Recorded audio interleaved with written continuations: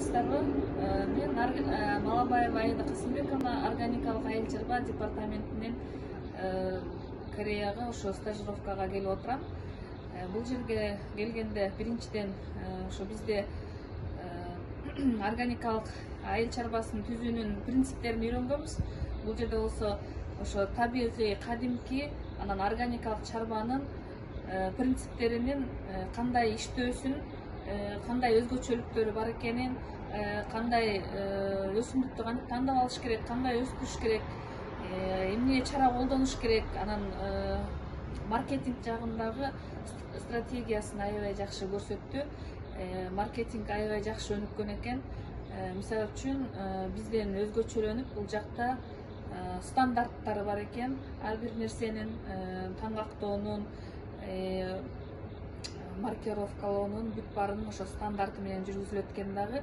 Анан эң өзгөчөлүгү бул жерде аукцион системасы киргизилиптир.